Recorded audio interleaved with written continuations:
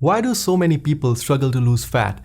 Why is it that someone can do the right kind of diets, right kind of workout programs, but they just do not seem to lose any fat? And why someone can eat whatever they want, they don't even work out, but they just do not gain any fat? What is going on here? What's the difference? So, first thing first, what is our goal? Are we trying to lose weight or are we trying to lose fat?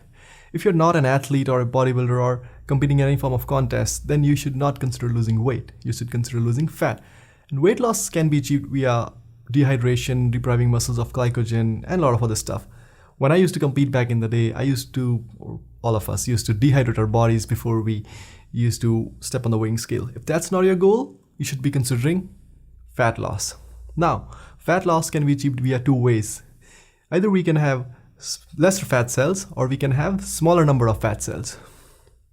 If we want lesser fat cells, we can go to a clinic, they will put a tube inside us, they will suck some fat out of us and we'll be leaner, less fat, but that won't fix us metabolically. So our goal should be we want to lose fat, not weight, and the way we want to lose fat is we want smaller fat cells. Now how to have smaller fat cells? For that we have to take a look at how fat cell works. Let's say you have a room full of people and you want lesser people in room. What you should do?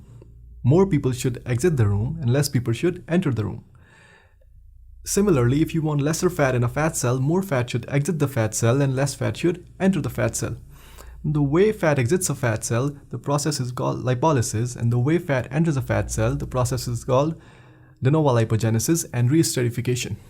De novo lipogenesis basically means conversion of carbohydrates to fats, and re-esterification means conversion of free fatty acids to triglycerides to back into fats.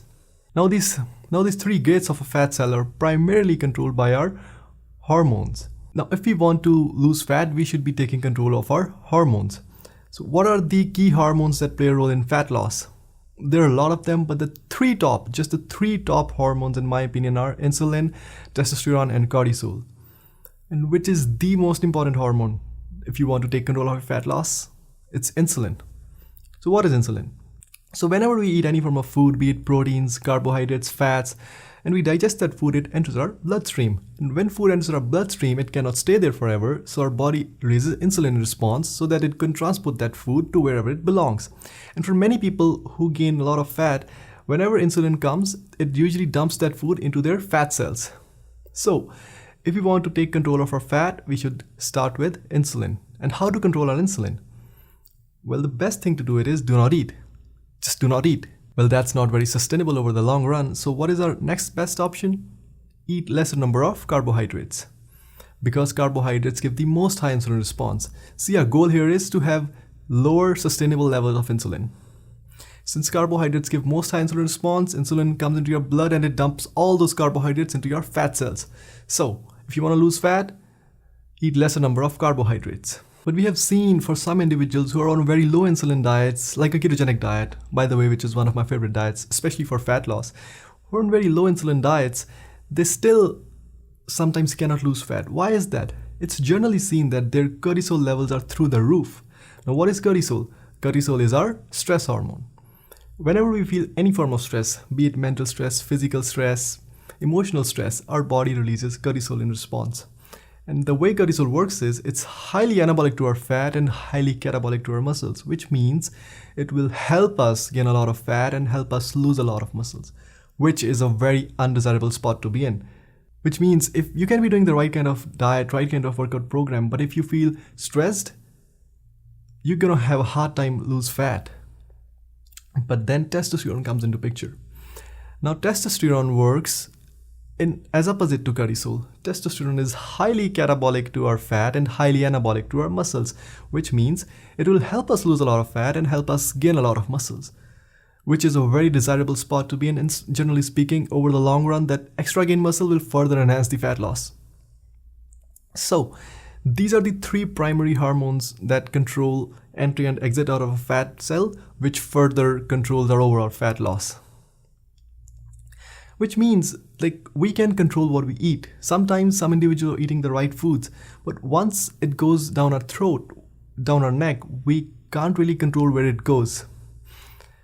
All that food can be dumped into your fat cells, or it can be dumped into your muscle cells, which is a good spot to be in. We don't want it to be dumped into our fat cells. But the way that works is primarily controlled by our hormones, and top three are insulin, testosterone, and cortisol. There are a lot more of them like estrogen, your thyroid, and many more. But if you take control of these three hormones, you're gonna have a very easy time losing fat. And especially for women after menopause, it's so hard to lose fat because they lose two of their most primary hormones that help regulating fat loss. And which are those? Testosterone and estrogen. That's why it's hard for women to lose fat after menopause, but it's not to say that it can't be done. We just need to manipulate whatever we have in a right way so we can lead our fat cell in the direction of negative fat flux or negative fat balance, which means fat is exiting fat cells. And this is the reason why so many individuals can eat same kind of diet, do same kind of workout programs, but the way their hormones work can determine one individual can gain fat on same diet, same workout program, and one individual can lose fat on same diet and same workout program because the way their hormones work. If you want to learn how to take control of these hormones in a better way, please comment below. If there are enough comments, I'm more than happy to do that video. But I hope this video gives you a nice understanding of how fat loss really works, and until the next time, my friends.